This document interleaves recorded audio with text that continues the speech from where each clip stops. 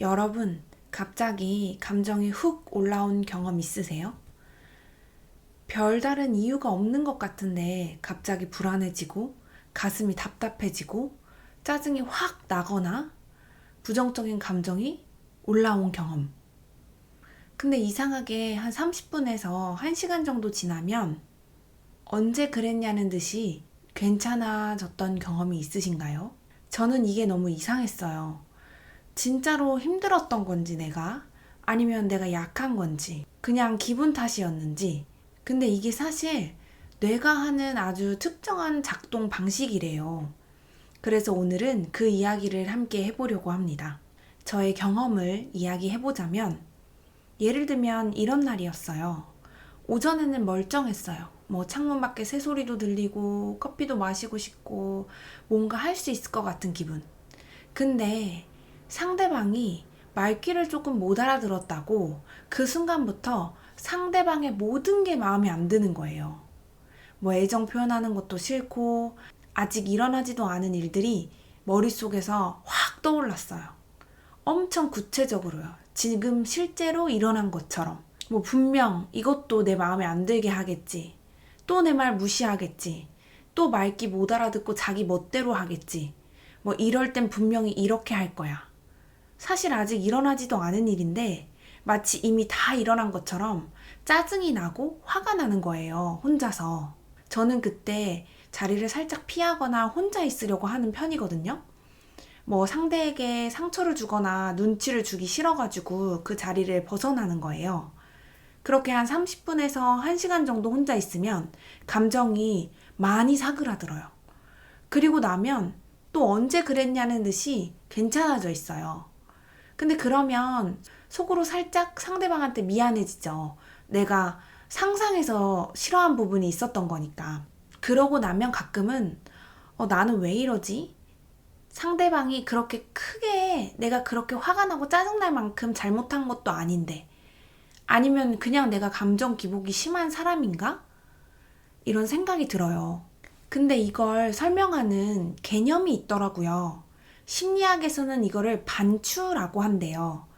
반추는 쉽게 말하면 같은 생각을 계속 되씹게 되는 것이에요. 소가 먹은 걸 다시 올려서 씹는 것처럼요. 근데 반추에는 두 가지가 있어요. 하나는 과거 반추. 그때 내가 왜 그랬지? 그때 하지 말았어야 했는데. 또 하나는 미래 예측 반추. 앞으로 어떻게 하지? 잘 안 될 것 같아. 이 상태로 계속 가면 어떡하지? 이렇게 미래를 걱정하는 미래 예측 반추. 갑자기 감정이 훅 올라오는 건 대부분 이 미래 예측 반추 때문이래요. 뇌가 어떻게 하냐면 그때 지금 일어나지 않은 일을 마치 일어난 것처럼 시뮬레이션을 돌려요. 나에겐 실제 상황인 거죠.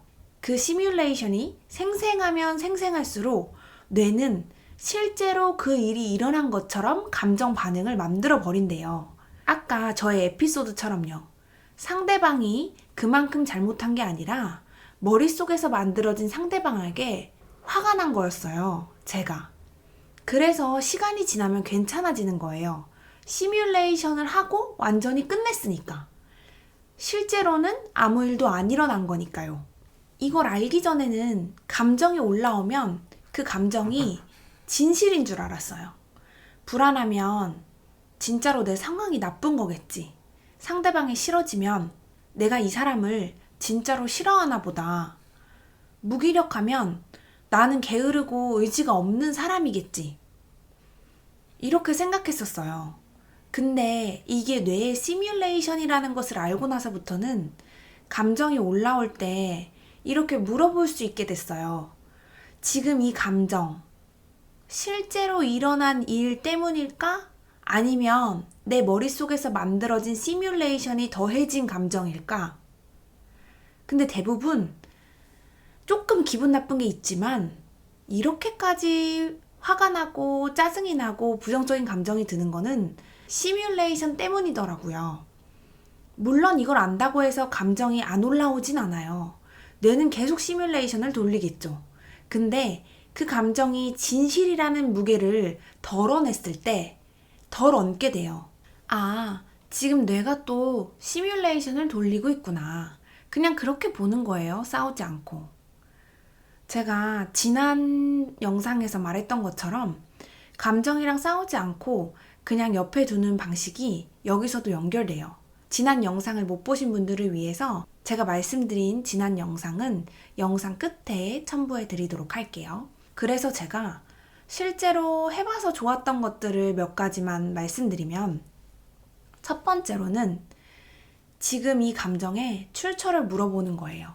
이 감정이 지금 이 순간에 실제로 일어난 일 때문인지, 그냥 이 질문 하나만 해봐도 머릿속 시뮬레이션인지 현실인지 구분이 돼요.